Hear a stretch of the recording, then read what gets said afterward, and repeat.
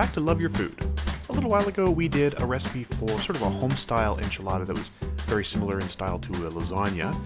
But this week we wanted to do something that's a little more restaurant style. So this is sort of what you'd find in a Tex-Mex restaurant with a chili enchilada that you would serve sort of as an individual serving on your plate. So we're going to start off by giving you our ingredients. So first of all, we've got our homemade corn tortillas, some melting cheese, we've got some cheddar, some salsa, some refried beans, a little bit of corn flour, some bacon grease, and some chili. So most of these are recipes that we have included elsewhere on the channel, and we're going to start off by doing a roux. We're going to make a roux out of the bacon grease and the corn flour. And you can use butter for this as well. We have bacon grease on hand, and it's got a really nice flavor, so we're going to use the bacon grease and add in our corn flour. Now we use masa harina for this, and you want to just treat this as you would a normal roux.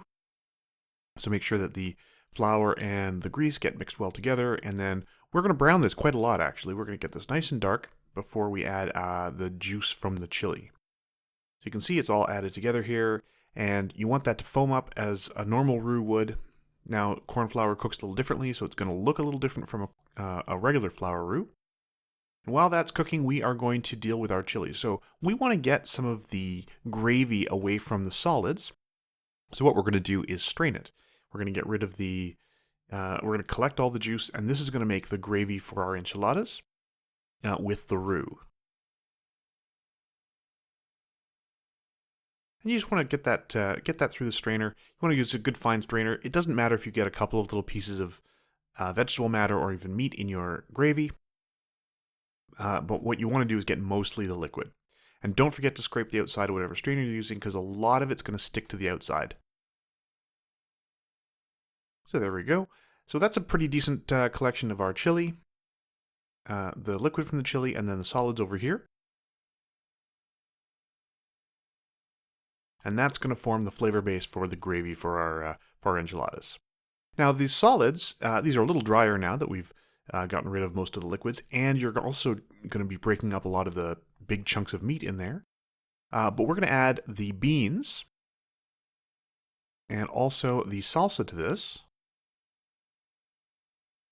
And that's for a couple of reasons. Number one, it's for flavor. Number two, it also helps keep it together a little bit as your enchiladas cook.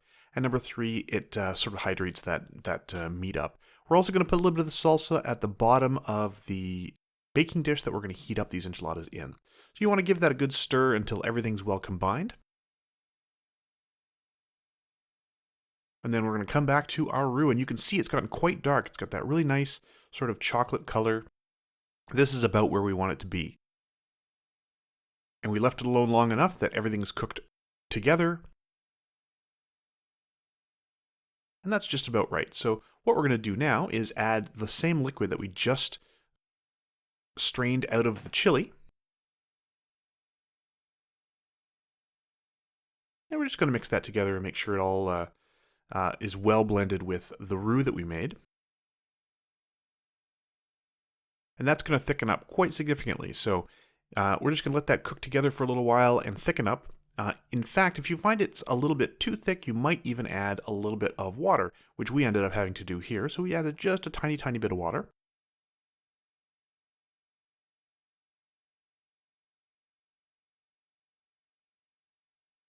And you can see how much thicker it's already gotten. So once it gets to this point, you're going to take it off the heat. You want to turn the element off, and it is cooked. It'll just sit there for a little while we get everything together, and then that's going to go on top.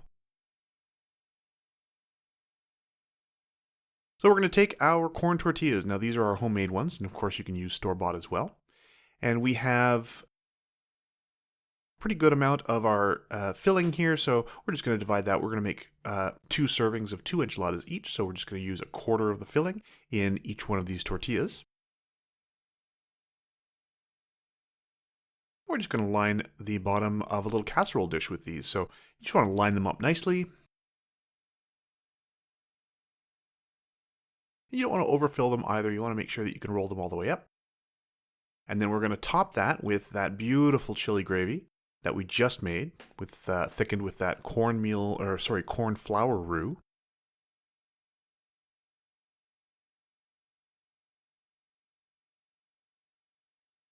You want that to be on top, and it doesn't hurt to go down the sides a little bit as well.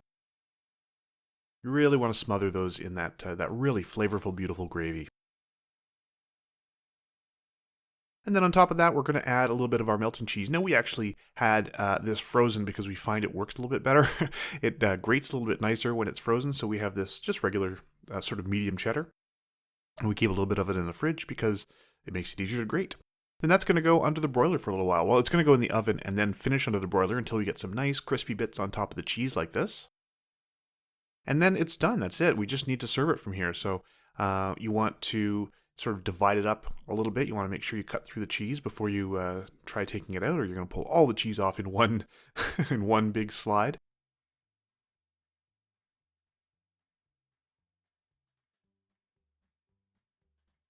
And there we go. And that goes on your plate. This goes really, really well with the Mexican rice we did recently. Any number of interesting sides you can put with this. And a little bit of salsa, some guac, some tortilla chips, whatever you like with that. And that's it. They're really, really simple. It uses a lot of leftovers if you have them. So if you have leftover chili, if you have leftover tortillas, if you have anything like that, this is perfect. We used a bunch of leftovers in this. We used the chili and the beans and the salsa, and just bring it all together into this really delicious dish. So if you like this recipe, please do like and subscribe. And if you have any recipes you'd like to see Chef Caleb try on the channel, please let us know in the comments below. And remember to love your food.